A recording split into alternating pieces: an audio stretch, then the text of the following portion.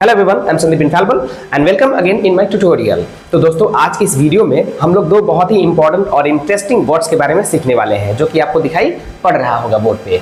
ठीक है, बेशक आप इन दोनों शब्दों के बारे में सुने होंगे, यूज भी किए होंगे, लेकिन कई बार हम ये नहीं जान पाते हैं कि इन दोनों शब्दों के बीच में अंतर क्या है, कब हमें इन्हें यूज करना चाहिए। तो इसी के बारे में हम आज डिस्कस करेंगे। ठीक है, तो चलिए देखते हैं, वन बाई वन डिस्कस करते हैं। ये बहुत ही इंटरेस्टिंग वीडियो होने वाला है आपके लिए, तो बने रहिएगा।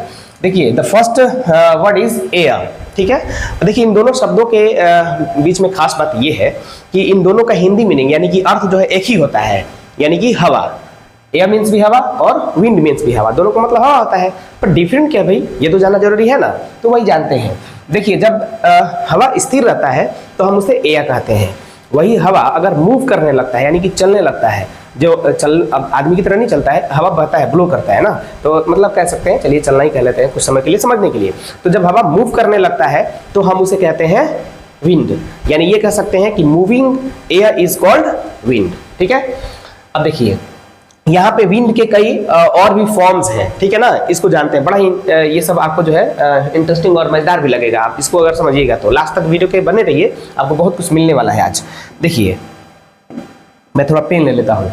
देखिए, ये सारे के सारे विंड के फॉर्म है। हालांकि एयर का फॉर्म ही विंड है और इसके सारे के सारे ये फॉर्म है। अब इसको वन बाई वन और अच्छे समझते हैं। देखिए, जब हवा जो है यानी कि विंड जो है जब स्लोली बहता है, यानी धीरे धीरे बहता है, तो उसको हम लोग बोलते हैं ब्रिज।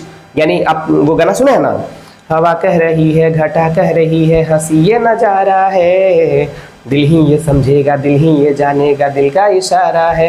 तो इस गाने में जो हवा बही है ना, तो उसमें जो हवा बही है वो यही था, ब्रिज था। ब्रिज मतलब ठंडी हवा, हल्की हल्की हवा, जो मजा लगे। जो नहीं होता है, सुबह में हम लोग टहलने जाते हैं और ठंडी ठंडी हवाएं चलती हैं, बॉडी में लगती है, तो अच्छा फील होता है, गुड फील होता है। तो वो हवाओं को हम लोग क्या बोलेंगे, ब्रिज बोलेंगे, यानी ये ब्रिज है। ठीक है, अब हमारा दूसरा जो है वो क्या है, देखिए गेल है। गेल हम कब कहते हैं, तो जब हवा थोड़ा तेज बहने लगता है, मतलब कि स्ट्रांगली जब हवा बहने लगती है। ठीक है, यहाँ पे मैंने लिखा हुआ है स्ट्रांगली, यानी जब हवा तेज बहने लगी। वो तो स्लोली बह रही थी, अब जब तेज हवा बहने लगती है, मतलब पूरा आप देखते हैं कि छत पे कपड़ा लटकाए हुए हैं सूखने के लिए, और वो आपके छत पे कपड़ा जो है उड़ के किसी दूसरे के छत पे चला गया, और वहाँ पे जो है हस्बैंड वाइफ के बीच में झगड़ा भी हो गया कि आपका कपड़ा जो उनके घर में कैसे मिल गया, होता है ना। तो वैसी हवा जब चलने लगे तो उसको हम लोग बोलते हैं गेल। ठीक है, ये गेल है। अगला है हमारा स्टॉर्म। स्टॉर्म कब बोलेंगे हवा को, तो मच स्ट्रॉन्गर, यानी कि जब ये स्ट्रांगली बह रहा था और उससे भी ज्यादा थोड़ा तेज बहने लगे, मतलब एक तरह से आंधी का रूप पकड़ ले, तो हम उसको बोलेंगे कि स्टॉर्म। भाई स्टॉर्म का हिंदी होता भी है आंधी, तो उस टाइम हम बोलते हैं कि स्टॉर्म चल रहा है, स्टॉर्म यानी आंधी। अब एक है डस्ट स्टॉर्म।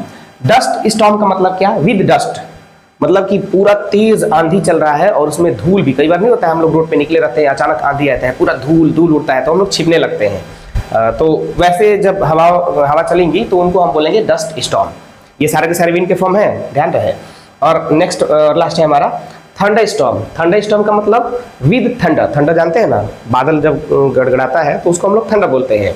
तो जब पूरे बादल गड़गड़ाते हैं और उसके साथ तेज हवाएं बहती हैं, कई बार बारिश भी होने लगती है, तो हम उसको बोलेंगे कि थंडर स्टॉर्म। ठीक है, तो ये सारे के सारे विंड के फॉर्म्स थे। बेसिकली एयर के फॉर्म विंड हो गए और विंड के सारे ये फॉर्म हो गए, क्योंकि ये सारे के सारे मूविंग है। जब तक मूव नहीं करेगा तब तक विंड निकाल आएगा, और जब आंधी आ रहा है तो वो मूव कर ही रहा है, सिंपली पता चल रहा है, तो इसलिए हम कह सकते हैं कि सारे के सारे क्या है, विंड के फॉर्म है।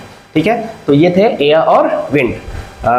मैं आशा करता हूँ कि आपको जो है अब क्लियरली समझ में आ गया होगा, और आपको अगर समझ में आ गया होगा तो अपने दोस्तों के साथ भी शेयर करें, ताकि वो भी जो है इस वीडियो को देख करके एयर और विंड के बारे में जान सकें। ठीक है, मिलते हैं एक ऐसे ही इंटरेस्टिंग वीडियो के साथ नेक्स्ट टाइम।